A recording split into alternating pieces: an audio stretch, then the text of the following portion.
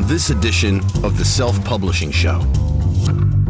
I think there are like applications for lawyers even, and really anywhere where you're plotting out some kind of written document. So I think we're going to be kind of expanding to all kinds of writers as we move forward.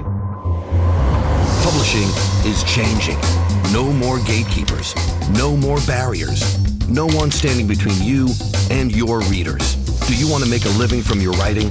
Join indie bestseller Mark Dawson and first-time author James Blatch as they shine a light on the secrets of self-publishing success. This is the Self-Publishing Show. There's never been a better time to be a writer. Hello and welcome. It is the Self-Publishing Show, says James, looking down, making sure everything's recording. I think it is. My name is James, and his name is Mark. So when I point at you, you speak. Have you seen Moneyball? No, I haven't seen Moneyball, but I just... you should see Moneyball. I was slightly kind of bemused by the total lack of preparation that is standard for... When I point at you, you speak. Oh, right, okay. I'll bear that in mind. Okay, we have a few more days of Ads for Authors open. It's going to be open to the middle of next week, so sort of Wednesday night. I always say the last night in the world. If you're on Easter Island, it'll be the last night in the world on Wednesday night. That's the point it will close, and it'll open again not until the summer, so possibly 6 months away, something like that. So if you do want to get enrolled in Ads for Authors, I would go and have a look at that now, selfpublishingformula.com/ads for authors. Now, we have 2 webinars next week on 2 consecutive days. Both are going to be full of value-packed information for you. The first one is on BookBub ads, and it's going to be from BookBub themselves. Carlin Robertson is going to be joining us all the way from Cambridge actually, she's probably working from home, but I imagine in the Cambridge area in the United States. She's going to be giving us the key tips to making that platform work for you. Now, you might be like me. I've dipped into BookBub ads, but haven't really had a proper exposure to the platform and the culture of BookBub ads. And every ads platform has its own culture and ecosystem. So I think I'm really looking forward to getting to know that. It's definitely an area I'd like to explore more. And then the next day, on Wednesday night, is going to be a session on Amazon ads. Again, with right from the heart, from the coalface of Amazon ads, from Janet Margot, somebody who was very much involved in the rolling out of that ads platform while she was working in that department of Amazon. So Janet's going to be, again, taking us through these key pointers of getting the most out of the Amazon ads platforms. Now, you can sign up for these webinars. They're completely free. They've both got a separate address. So the first one is selfpublishingformula.com/bookbub. And the second one is selfpublishingformula.com/Amazon. So looking forward to lots of you joining us. We get thousands of people now signing up for these webinars. Yeah, it's probably worth saying, just to avoid lots of angry emails, that's going to be first come, first served. So you can all register. There's no limit on registration. So we've had 3,000 or 4,000 people register for webinars before, but the plan that we have with GoToWebinar only has we can only have 1,000 people. So we have had webinars that have been full before, more than one, and I wouldn't be surprised if these are both oversubscribed. So if you want to come, I would suggest registering now, so you'll get the link when it goes live, and then probably not a bad idea to actually get on board with the webinar 20 minutes early, just so you have your place in the room. Now, we will also record them, so if you don't get in, apologies for that, but you won't be completely left out, because we will have a recording that will circulate the day after each webinar. Yeah, key thing is to register yourself, though, even just to be sure you're going to get the recording. We'll try and distribute it wide, but if you go along and register yourself, and those 2 addresses, they'll be in the show notes if you miss them, or you can just wind back on your phone to get there. And we're looking forward to those. I'm really excited about the new BookBub module. It's definitely an underexploited area for me. I had a little dabble with them, but it's just one of those things that I know you mustn't just throw money at something and expect it to work. You need to know what you're doing with these ads platforms. And so I've left it for now. Although, excitingly, I do have a BookBub featured deal. First application for our new author, Kerry J. Donovan. And not only is it a featured deal, it's a worldwide, including the US, featured deal I'm very excited about. And I went for free this time. So I think when I've applied with Robert Story's books before, I've done a discount. I've offered them a discount deal, and I've got an international deal once, then rejected the second time, with Kerry straight in there with a full deal. So I guess BookBub are clearly they're going to favour these. These are featured deals we're talking about now, not the ads, different things, but they are going to favour what is the best value and the best looking offer to their readers, right? Yes, it's a little. I think there are a certain amount of slots in each daily email. Some will, a certain amount of free slots and a certain amount of paid slots. So, and it's not necessarily a question of favouring. They just have slots to fill in for one reason or another. They chose our books, which is very nice of them. So thank you very much. But yeah, I don't think it's any more. I mean, I could be wrong, but I don't think it's any more complicated than that. But you don't think they'd look more favourably on somebody offering a free than a discounted? Well, they've only got a certain amount of slots, so I don't think that really makes. They have to fill those slots. So once they've filled the day's free slot, it doesn't really matter how many other free ones they've got. That's just how they work. You're not going to get an email full of free deals. There will be some in there that are free, but there'll be most of them will be paid. Well, I'm excited to see what impact it has. Kerry's books are going up in terms of sales and revenue since we took them on at Fuse. And I'll be reporting to him at the end of this month. He'll probably be listening to this, making notes, but try to save my reporting to the month end, hit my targets and so on. But I know from experience, and I see this question asked, it was asked very recently actually in our group, well, I've been offered an international deal, is it worth it? My answer is absolutely yes. I mean, it's been tremendous value for Robert's story. It only cost, the international deal was quite good value for money, a couple of $100, something like that. Yeah. And there was a definite spike and a read-through ramp that went on afterwards. I think I've got the snapshot, the screen grabber, that's somewhere, which I've posted before. And this time it's a free deal and it includes the US. I'm expecting great things. I will certainly report back on what we get from that. Okay. Yes, slightly unprepared. That's because I am racing to the end of the rewrite of my novel, which means... Racing? Racing. It's not a word I'd associate with your writing speed. It's amazing. What time is it now? I had a dog walk this morning. Yeah, I had a dog walk this morning, as you know. And since then, I've been working on the book. It's amazing if you don't do anything else, just work on a book. You can actually make some progress, but it's quite hard to do that in the life I lead and the work that piles up. No doubt, as I've been writing the book, I shall have to go through emails and messages in a minute. But that's the life of somebody who's basically a part-time author. Many, many people listening to this show will be juggling full-time commitments with trying to write. And I guess for some, it's the dream to be a full-time author. For others, maybe it's always going to be a bit of a hobby. I think having a clear idea of what you want from your writing is not a bad thing. So I probably need to work that out at some point. You going to point at me? That's my time to speak. Yes, it's absolutely. Yeah, I think probably I imagine most of our listeners are part-time authors. But I mean, hopefully in the time we've been doing this, lots of them have decided that they want to go full-time and are enjoying themselves. And others, if you're in that position where you're trying to get to that stage, then keep listening. You never know. You might, hopefully we can give you a little bit of motivation to get those words down. Yeah, definitely in the right place to do that. And let me ask you then about what you think I should do. I'll tell you what my plan is for my book now in terms of, getting to the end of the writing. James's tactic is to wait and ask me whilst we're on the podcast for some free advice. But yeah, go on then. Yeah, of course. There's got to be some benefit from this for me. So I've done the revision based on the developmental feedback, and that's entailed quite a lot of cutting out stuff and quite a lot of rewriting. So I don't know what percentage I've rewritten, probably somewhere between 30 and 40%, something like that, of what was 196,000 word manuscript. So there's quite a lot of rewriting, which means that there will be stuff in there that will be picked up by a read through. So my plan now is to transfer it to a device, read it, really resist the temptation to make detailed notes on grammar or anything like that. Just ignore the typos and grammar at this stage. Maybe have a pen and paper by my hand just to make bigger notes, but try and spot anything that doesn't work or might be confusing or with the way I've restructured it that I've missed setting something up that I later rely on as evidence type thing.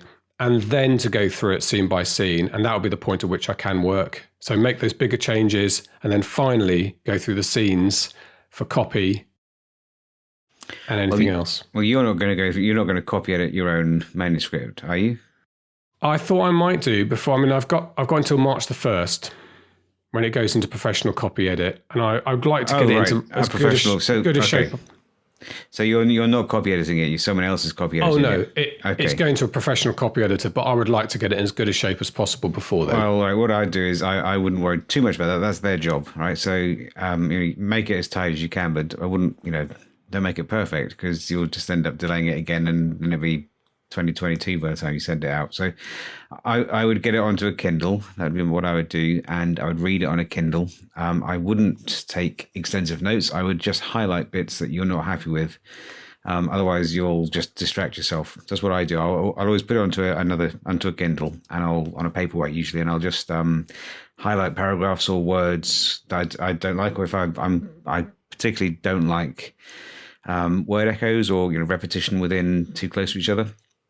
So I just highlight words and then go back and I'll change that, which maybe will take me a morning or a day to do, to look through those highlighted notes that I've done, and then I send it to the copy editor. So that's what I would do. I would certainly transfer it once you've finished it, so you get a different experience when you're reading it back. Okay, that is sort of my plan. So good. I'm very excited. Almost there. So it comes back from the copy editor on March the 22nd. So what I do now is once it's gone to the copy editor, I would put a pre-order on it. And that will be your you can't delay that more than once. So if you mess that up, you can't do pre-orders for a year. So I'd put a deadline on yourself now. You have, some people might say, the uncharitable might say, you have demonstrated a remarkable skill for prevarication over the last 2 years. And I think I would, at this point, I would make sure I have a deadline. And Amazon won't put up with you moaning that you're not happy with, whatever. You will just have to ship it. And it's past time. Jeff's very sympathetic to my position. I don't think he's going to be all that bothered, to be honest. Really? Isn't he sitting there waiting for it? I think he probably is, but he likes things that fly. So you're probably in his wheelhouse somewhere. Yes, good. I think he's quite a busy man. That's just an impression I get. I mean, I do use deadlines. I think I've said this before, and I set myself the 31st of January to finish this revision. 1999. No, this year, and I've had a spreadsheet that just showed me, which I fill in every day. And if I haven't haven't done a day's work, the words required every day goes up, and it's currently at about 2,400 a day. This is revision, by the way, not writing, so very achievable. And I'm actually into the last 10, 15,000 words now. So I will meet the 31st of January, no question about that now. And I will meet the copy edit deadline on March the 1st because that's booked in and paid for. What's the deadlines are good things. What's that? Isn't it a Douglas Adams quote about deadlines? Yes, I love this. I love the whooshing sound they make as they go past. Yeah. Yes, but here we go. It's been a bit of a long haul, but there you go. I've really enjoyed it. I'm thinking a lot about novel 2, which I'm 40,000 words into. A first draft, and this is where today's interview comes into play because I've been thinking about it. So we're going to be talking to Ryan Z, who's the creator of Plottr, Plottr, Plottr, and it is a bit of software that you subscribe to that you can use to plot out your books. I think I am somebody who has to have a plot, but it doesn't necessarily need to be incredibly detailed. I don't know whether I haven't used Plottr yet, but for the first draft, it needs to be probably a side of A4, a word piece that says Act 1, this is going to happen, Act 2, Act 3 type thing. And then I can write as a discovery writer and let things develop. But after that, I'm thinking Plottr might be a useful thing for me for the second time I write it. I know you don't write books more than once. You don't need to, but I think I probably still do at this stage. Not from scratch, no. No. Because I probably would write it from scratch again, I think, but... Well, yeah, you won't, as you get more experience, you won't need to do that, but it's kind of, I rewrite extensively, so I kind of layer upon layer upon layer upon layer. So I'm just going to what will I hope be the final pass through the second Atticus book, which has been a bit, because that's slightly more twisty and isn't so much, the Milton books can be twisty, but they're not really, they're not mysteries really, they're more kind of, Milton has something to do and he goes and does it. The Atticus books are more of a mystery. So that has been quite tricky. And it's the central mystery and some of the clues that lead Atticus to the solution have changed a bit over the course of the last couple of months since I've been writing it. And I think I think I've got it in my head now. I usually get ideas when I'm out with the dog in the mornings, and I think, touch wood, I've got the final version now. And I don't use any software, but I have a Scrivener file, or a little, I suppose a file in Scrivener where I have the timeline, and I have a Act 1, Act 2, Act 3, and I'll be kind of tweaking that as we go along. But something like Plottr, it does sound like something that I would potentially, could see myself using. It is, from what I understand, this is coming from a position of relative ignorance. So I'm looking forward to listening to this interview. But from what I understand, it will offer the kinds of things that will make that process a little easier. Yeah, well, I know some very successful writers who are huge fans of Plottr. They think it's really essential to their process. So, but that's one of the things about writing. It's one of the things I love about the interviews that we do. And I always ask people about process, how they write, how they come up with their ideas, all the sort of cliche questions that members of the public ask writers, but actually writers are interested in each other's process. But I do know quite a few writers, say, for whom Plottr is very important. So, okay, well, look, let's hear from Ryan Z himself, founder of Plottr, and hear all about this platform, what it can do for us. This is the Self-Publishing Show. There's never been a better time to be a writer. Well, Ryan Z, Cameron Sutter. Have I said Sutter correctly? Or is it Sutter? Sutter. Sutter. Okay, yeah. That might be a European-American thing, Sutter. Okay, Ryan and Cameron. Ryan, I'm familiar with you. We've probably shared a couple of beers in various places around the world at various points in the past, and people might or might not know of your connection with Plottr, which we're going to talk about today, and also we're going to talk about BookSweep. But why don't we start off with you guys perhaps individually just giving us a little bit of your own background. Ryan, do you want to kick off with that? Yeah, so I've been working with authors since about 2013. I started interning at literary agencies and publishing houses in New York. And kind of one thing led to another. I ended up at Writer's House Literary Agency, and that led to me starting my own marketing agency in 2015. And so since then, I started BookSweeps, which has turned into a fairly popular, well-known platform for authors, helping them growing their email lists and social media following. And then more recently, I joined up with Plottr. Okay. Cameron, you're on. Yeah, so I'm a YA author, indie YA author. I've written a few books under the name C. Lewis S. And by day, though, I'm a software engineer. I write software. And I found a way to connect those two things that I really like and made a tool for writers. And it's kind of selfish to help my own writing be more organized. Well, that's how most of the best tools, productivity tools, etc., work, isn't it? People solving their own problems, which is it's a bit like writing a book for you, which is a really good idea as well, because if you enjoy it. But there you go.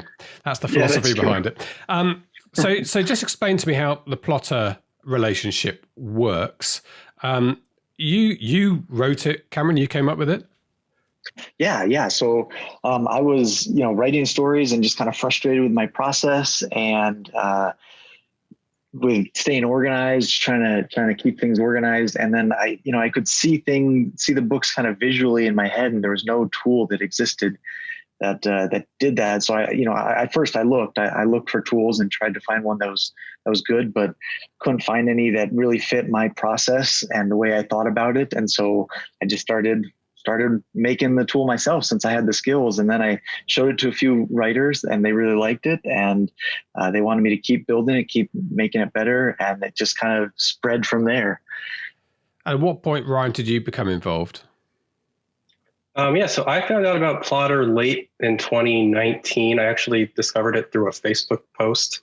And then one thing sort of led to another as we started talking to each other, and I joined basically at the very end of 2019, January 2020. Okay. So less than a year ago. Yeah. Yeah. And what was the pitch for you, Ryan, to Cameron to join? What was the pitch from me to him? Or was it the other way around? It was sort of a mutual thing, I think. But basically, I've grown a successful business with BookSweeps. I was, as excited myself as an aspiring author about the tool as I discovered it. I was like, how have I never heard of this thing before? It looked really interesting, and I wanted to help kind of grow it. So I basically pitched him on that as a concept, and he's really strong. It's a cool tool, but you're doing it all wrong. you're marketing it all wrong. So let's work together. Okay, basically, and that was an attractive proposition for you, Cameron. I can see that being the case. Okay, so let's talk about Plottr then. So explain to us how it works, Cameron. I guess it's your baby. You should probably do that.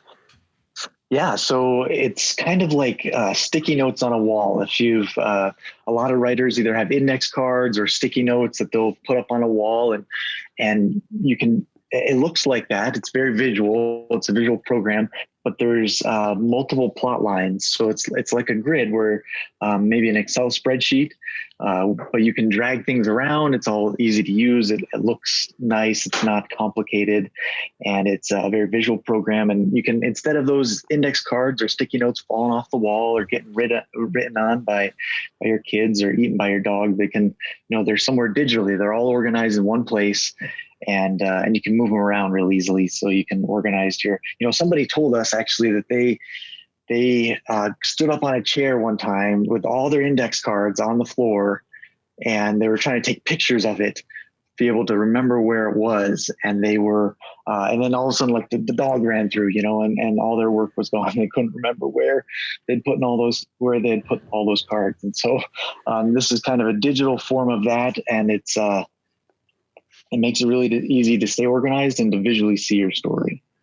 And so this is useful not just for somebody starting out with a blank canvas, plotting their novel from scratch, but I imagine if you've got a manuscript, particularly at the after first draft, some people just like writing a draft anyway without doing too much plotting, and then maybe get involved in that revision stage. It seems to me that would be a good place to then use Plottr to sort out the various storylines in your book. Yeah, that's definitely kind of the two ways that we see people use it. Either they use it right at the beginning as the brainstorming stage or kind of organizing their story, or after their first draft. And a lot of people that are discovery writers or pantsers, some people call them, after their first draft, they'll come in and fill out the timeline, the visual timeline, and then it makes editing so much easier because you can drag things around instead of having to move tens of thousands of words around. Yes. Yeah. I must remember to use Discovery Writer in future rather than Pantser, which is really horrible expression, even though it's a useful term for us to use. Okay, so you can do a little bit of this in Scrivener. They have the kind of scenes and chapters, and it does. There is a noteboard view of your manuscript. I guess you can move it around, and I guess you could ultimately sort of do this in Word and Excel, but not very easily. But this is a user interface thing. This is I haven't used Plottr. I'm going to after this actually to start looking at it. Obviously should have done that before the interview, but I'm guessing you've put some time and energy into making this a very user-friendly interface. Yeah, that's one of the big draws. Scrivener does a lot of things, but it's complicated. There's whole courses about how to use it. And this was very friendly, approachable, kind of fun. Actually, that was one of the things that attracted Ryan. He said it looked fun. It feels like kind of like a kid kind of walking into a candy shop, but just like the candy is all the different, functionalities that you can use to help easily plan your book. Yeah. And one of the problems with using Scrivener for that is that Scrivener is your manuscript. You start moving stuff around, it's not the same as moving ideas around and seeing how they're going to work, and then perhaps going back to for me, they're different things, the plotting and definitely. the actual writing. So it's probably a good idea not to do too much of that in Scrivener. It would be the computer equivalent of someone opening the door and all your sheets being blown across the floor. Right. Okay, so Ryan, you saw the product, you liked the product, and so what was Cameron doing at the time that you thought there's room for growth here, to put it politely? What wasn't he doing? Well, yeah, I mean, his pricing was way too low, but I think like from just a pure functionality standpoint, there was a lot of, or just over the last year, we've added a lot of the functionality that I thought was missing at the beginning. So like we were missing certain, character functionalities, like to help you create your series Bible in a particular way. There was, we didn't have we just released apps for Android and iOS.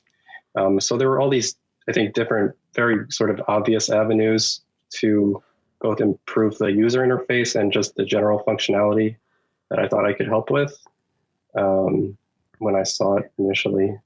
And I was doing it part-time. Yeah. Right. So, yeah, and Cameron was doing it part-time, exactly. I was going to just say, let's just mention the price before we go. And I still think it's pretty reasonable. You've got a sale on at the moment. Is that, or is that, because it's $25. Is that annually? On the Mac, I'm looking at the Mac version for me. Yeah, so the current pricing is actually going to be going up at the end of the year, but you can see we have annual and lifetime pricing on the website right now. Okay. So $99 for lifetime ownership. Yeah, correct. I think that's still pretty reasonable, as you say, going up. So So the price is going up at the end of the year. Do you know, I'm not sure when this interview is going out. Might not be before the end of the year. So I don't know. Maybe you could do as a coupon to get that historic price, but we'll talk about that afterwards. And Mark and I will mention it at the end if there is. That sounds good. Okay. And yes, I can see a very nice explanatory website, a lot of helpful tips and some social proof there from Michael Anderley, among others. And so have you started to find a bigger audience for it? I mean, I think Plottr, I'm trying to think when it sort of came into when I started to know about it. Probably is in the last 12 months, actually, that I've seen it mentioned in Facebook discussions a couple of times. So yes, it does definitely seem to have just got its head above the parapet now. Yeah. Yeah, we've increased our user base about 5 times since over the last 6 months. We really basically relaunched it in May of this year. So we were only really 6 months into the relaunch at this point-ish, 6-7 months. But yeah, it's been going well. We have, like I said, we've had over 10,000 writers download the product at this point. So we're excited to see how things continue into next year. Yeah. And it is one of these things that once you start using it, you kind of are there then. You're locked into it and it becomes... I guess either people look at it and don't use it, or start using it and probably don't stop using it for some time until something else comes along. But then I'm sure you're going to keep one step ahead of the game on that front.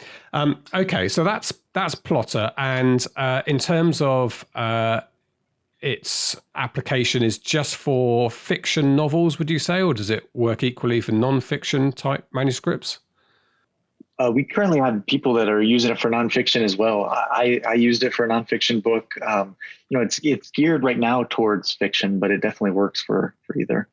And does it have any of those? Because one or two of the early types of these things, nothing as fancy as Plottr, but they had alongside you putting your storyline of characters, they had hints and tips about how characters should develop. Is there any of that in this? Have you tried to steer people in terms of story arcs, etc.? As far as that, we don't try and have people follow a writing process, but we've got these templates in there, and I don't know if that's what you were going to talk about, Ryan. Yeah. So just to pick up on that, we have templates at both the plot and character level. So we provide templates basically that across a variety of genres and writing methods. So we have Hero's Journey, for example. We have Romancing the Beat for romance authors. We have templates for mystery authors. So I think the point of Plottr is its flexibility. You can create your own templates. I think most writing programs on the market typically steer people towards a particular philosophy, whereas Plottr is, philosophy agnostic. However you want to go about plotting your book that's the point, really. So we have character templates too that, provide guidance in terms of like ways to go about thinking about your characters, like conflict, like Cameron, goal motivation, about conflict. Yeah, goal motivation. Conflict. Yeah. Mm-hmm. And others like that. We have one based on the snowflake method that Randy Ingermanson contributed. We have, I think, maybe somewhere like 5 to 10 different character templates and probably a dozen plus plot templates, and we're always adding more. Okay, well, I think that can be really useful at the beginning, certainly at the beginning of your writing career. Looks nice. I mean, it looks like a nicely put together bit of software. What do you think is the main benefit, Cameron, for someone using Plottr? Where are they going to feel that advantage? Yeah, so it's really going to improve their productivity, and it's going to do that by helping them to visualize their plot points, outline faster, and because of that, they'll have cleaner first drafts. Yeah. So spot those areas. I mean, it's something we've been talking to Jenny Nash a lot about in the revision process, is trying to identify bits of your manuscript that aren't working, what she calls you'll be able to see plot holes, pacing problems, just kind of visually they pop out at you, and it's really nice. One of the writers who uses Plottr fairly frequently, very often, talks just about what Cameron was saying. So you can skip it. It's fine. Oh, okay. That's good. Okay, so the price is there on the website. People will be able to find it. It's plottr.com, I guess, is it? Yes, it is. Yeah, it is. We just updated that, actually. Okay, and people should know that Plottr is spelled Plottr. Yes. Plottr. Okay, neat name. You're not going to forget it once you know it. And how has it been then since Ryan's been on board? You say you've increased your membership 5-fold. Are you seeing month-on-month growth at the moment? Oh yeah, it's been awesome. Ryan is really awesome. A lot of it. One thing that we forgot to mention that was missing in Plottr was the educational part of it, like helping the people to be able to use it better, and also these templates. The idea of having things that kind of guide people along and give them these methods. And so, but yeah, it's been awesome. He's really good at what he does. And so it's been really great having him on board. A lot more people are going to be able to have better first drafts and increase their productivity because of Plottr, because of Ryan. So good decision to bring him on board. Yeah, definitely. I think like the one tangible thing that we've done in that regard is just, we created a kind of really easy to follow video course for authors. It's like a minute or 2 minutes per video that really guides them through very step-by-step how to use the application without any fluff. We have like really thorough documentation now, which we didn't have 6-7 months ago. We have demos that people can use. So like we have a demo of Pride and Prejudice that you can download and play with in Plottr. We have demos of like Three Little Pigs and some other fun stories. So I think that kind of thing really does help people understand better how to use the product. Excellent. Well, good luck with Plottr. I will dive in after this, and I'm in the middle of a revision at the moment, my 5th revision of my novel. So probably a bit late for me to start with Plottr, but I'm on the final hurdle. Probably not for this book at least. Yeah, but the next one, which is halfway through a first draft, could well be a benefit from that, start sorting. Because I am somebody I think likes to get writing first and then think later, and I'm quite happy to rewrite a novel several times, which not everyone is. But at some point, I think Plottr is that process at least is an absolute necessity. Whether you use Plottr or whether you do use bits of paper, I personally think it's an absolute necessity to break down your novel and thoroughly check whether everything is working as well as it should be. And it's surprising how often you'll find little things that dovetail very nicely together that you missed, that you can change little bits of action that join two bits together. That's what I found anyway. Okay, so that's Plottr. Should we have a chat about BookSweeps, Ryan? Let's do it. So you better tell us what BookSweeps is. So BookSweeps is a platform that helps authors grow their email lists and BookBub following primarily. We've been doing it. I've been doing it since 2016. We've worked with over 5,000 authors. and it's going strong 5 years later somehow. So here we are. Yeah. So how does it work? Basically, as an author, you would sign up on our website for a promotion, and we provide materials. We provide contest materials, including promotional graphics, contest language, and social media sharing images. So you as an author would sign up for the promotion. We provide those materials, and then the contest typically lasts about a week to 10 days. Then you can share those materials with your readers. We share it with our own audience of over 100,000 readers on our email list and on social media. And then so readers sign up for the list of the authors that they're interested in. They get to select individually who they want to sign up for, and there's a double opt-in process to make sure everything is GDPR compliant.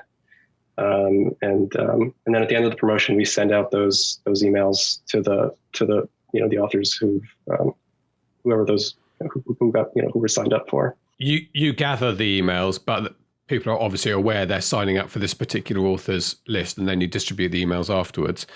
Correct. And sorry, so I understand, is it you give the authors a competition, a contest? Yeah. So we're running a giveaway where each author will contribute 2 copies of their book. There are 2 winners. So the grand prize winner will get a copy of each book plus like a Kindle Fire or a Nook or a tablet of some sort. And then the second place winner just gets a copy of each book that was provided. So they get as the runner up. Okay. And you have your own list of readers. Correct. And in addition to that, I guess the author pumps it out to... Yeah, and so oftentimes we encourage the authors to share it as well with their social media newsletter followings. It isn't absolutely required, but we do encourage it.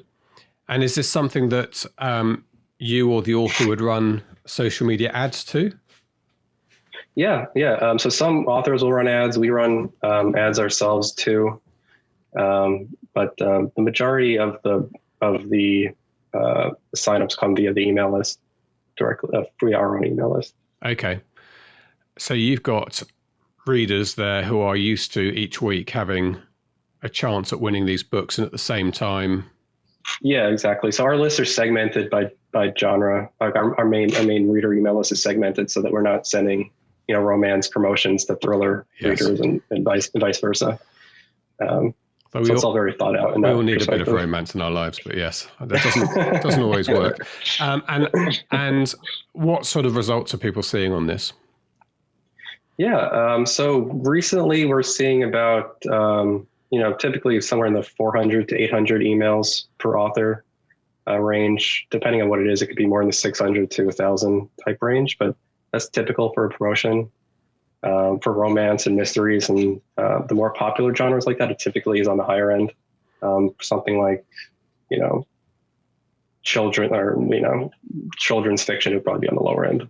But so 400 to 600 is typically the email list growth you'll get through the contest? Yeah, that would be on the lower end, correct, yeah. Okay, well, that's pretty decent. And how much does it cost to take part in the promotions? So the promotions are $50 each. We often run discounts and sales, but the typical retail price is $50. Okay. Well, that's a really good price per contact, I would say, for your email list. And your list will grow by these people who mainly come from your existing 100,000 or so list. And there's always discussion about quality of reader. Particularly if you've given something away, people worry that basically what you have on your list is people who want books for free, and what you really want on your list is people who are going to buy books. So are you finding that there's a decent quality of reader that people are building onto their list? Yeah. I think the majority of the reports we get back are that readers are opening like over 40, 50%, at least that first email. And we don't get many people who have issues with mass unsubscribes. I think if that was an issue, it would have propped up, propped up a long time ago, basically. So I think basically the methodology that we've constructed around the process that we have for filtering out readers has improved to the point where it's not a big issue, I guess is where we were put that.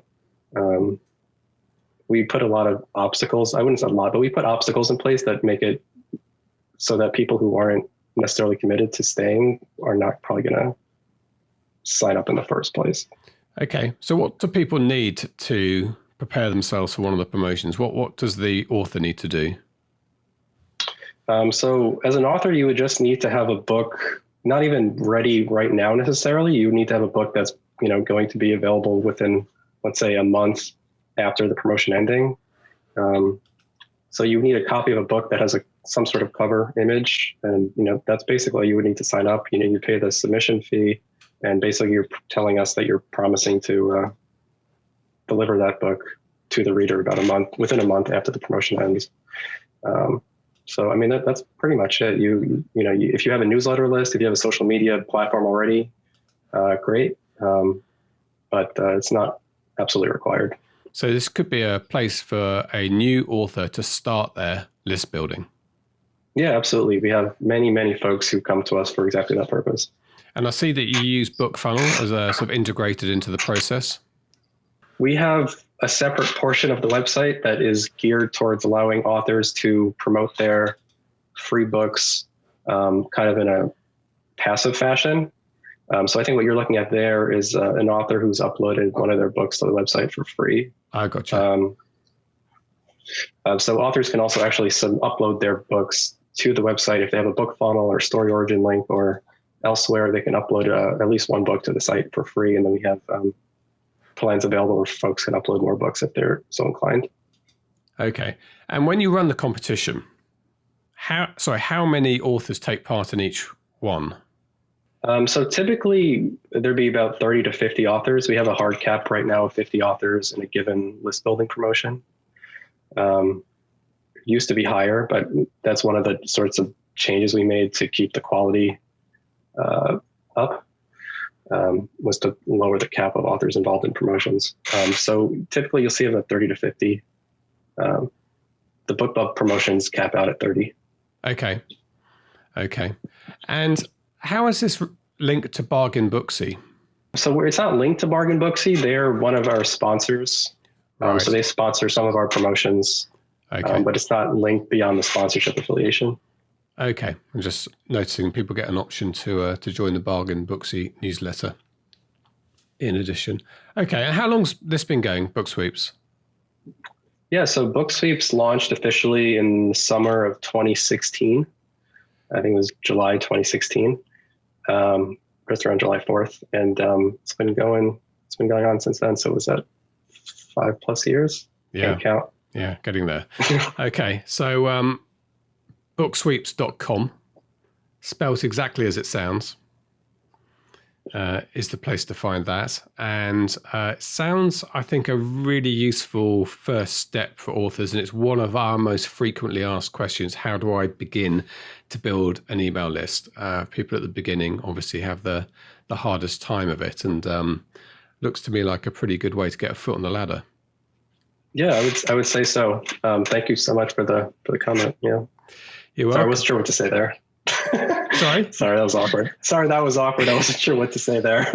This is really like that Moneyball scene. You have to watch it with Jonah just sitting there saying, do I speak now? Yes, when I point at you, you speak. Yeah. Okay, great. Well, look, this landscape that we're in, and I often end up talking to people who are authors and technical and dovetail those two together. And it's a driver of this industry. I mean, not least our own Mark Dawson, who's very hands-on when it comes to creating processes and systems that stem exactly from his experience as an author. And I think this is probably in that greatest tradition of things, especially you, Cameron, who just started there at the beginning thinking, I need something to help me put my books together. Yeah, and I was glad, I was lucky that I had those skills because, it's really helped me to write better stories. My writing totally changed after, making Plottr for myself. And it's really cool that it's helped so many other people too. So, yeah. I mean, it's the nearest thing, I suppose, to a sort of visual glance at your book. I mean, the best thing is that whilst you're thinking about a plot, is that somebody makes a full-length feature film based on your idea, and you sit and watch it. Think about it. I mean, that would be the golden way of doing this. And maybe in 200 years' time, when AI's got to that point, that'll happen. But you almost need that, don't you, to really kind of understand why your story isn't working in the middle, or why a character, people are going to scratch their heads thinking, well, what was the point of him or her? That sometimes only becomes clear to you when you visualize it. And I guess any tool you use to do that. And that must... Yeah, and especially for getting feedback as well. When you give your book to beta readers or to a writing coach or to an editor, if they have to read 100,000 words, first of all, it takes a long time, but also you might miss the forest for the trees. But if you can just see it visually and you just give them your Plottr timeline, they can get it in just a few minutes.